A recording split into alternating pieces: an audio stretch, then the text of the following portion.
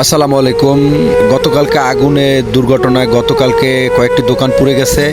আমি এখন উপস্থিত হয়েছি পটুয়াখালী জেলা রাঙ্গাবালী উপজেলা ছোটবাইজদি ইউনিয়ন মোল্লার বাজার স্থানে। ভয়াবহ এক আগুন দুর্ঘটনায় আজকে অনেক দোকানদার নিঃস্ব হয়ে গেল। আমি এখন দাঁড়ানো আছি মোহাম্মদ নিজাম মুন্সির দোকানের সামনে, পার্সের দোকান, এবং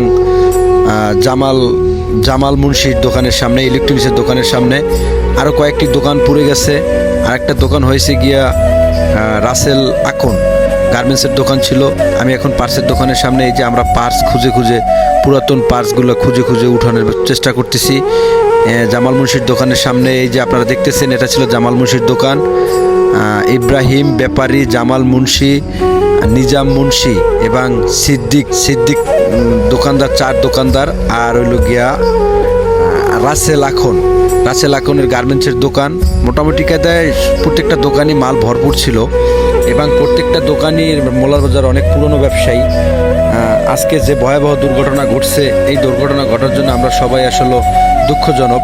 আমরা সকলে তাদের জন্য দোয়া করি এবং করব, যাতে আমরা সবাই এই লোকেরা যাতে ব্যবসা বাণিজ্য করতে পারে, যাতে তারা আল্লাহ তাদের ধৈর্য ধরার তৌফিক দেখ।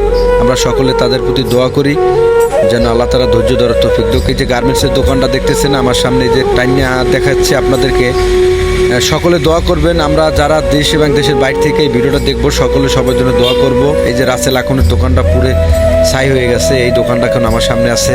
এই যে আপনারা দেখতে পারেন, একটা গার্মেন্টসের দোকান, ভরপুর মার ছিল। মোল্লার বাজারের মধ্যে মোটামুটি ভালো মানের একটা দোকান ছিল গার্মেন্টসের। আর পার্সের দোকানটাও খুব বড় একটা পার্সের দোকান। মোটামুটি প্রত্যেকটা দোকানই মাল ছিল। আপনারা সবাই দোয়া করবেন এই ফ্যামিলির জন্য ধৈর্য ধরার তৌফিক দেখ, এবং এই ফ্যামিলি যেন ভালো থাকে, সুস্থ থাকে, আবার পুরনো ব্যবসা করতে পারে। পুরনোতে তারা যেন আবার পুরনো ব্যবসা করে তারা আবার ভবিষ্যৎ অর্জন করতে পারে। এই জন্য আপনারা সকলে দোয়া করবেন। আমি আপনাদের নিপু ভাই আজকে চলে আসলাম এই ভয়াবহ দুর্ঘটনা দেখানোর জন্য। আপনাদের সামনে প্রচুর পরিমাণে দুর্ঘটনা ঘটছে, মানে মানুষ আগুন প্রায় 2-2.5 ঘন্টা আগুন পর থামাইতে পারে না। এই জন্য রাঙ্গাবালিতে একটা ফায়ার সার্ভিস ইমার্জেন্সি দরকার। কিন্তু এই সার্ভিসটা যদি আমরা পাইতাম, হয়তো আমাদের জানমালের কিছু নিরাপদ হইতো। আজকে ফায়ার সার্ভিস না থাকার গতিতে আমাদের জানমালের কোনো নিরাপত্তা নেই। আজকে অনেক মালামাল পুড়ে গেছে। আজকে যদি ফায়ার সার্ভিস থাকতো তাহলে হয়তো অনেক মালামাল উদ্ধার করা যাইতো। আজকে ফায়ার সার্ভিস নাই বিধায় আমাদের মনে অনেক দুঃখ। তবে আমি দৃষ্টি আকর্ষণ করে বলছি, রাঙ্গাবালী এত নদীপথ এলাকায় একটা সুন্দর ফায়ার সার্ভিস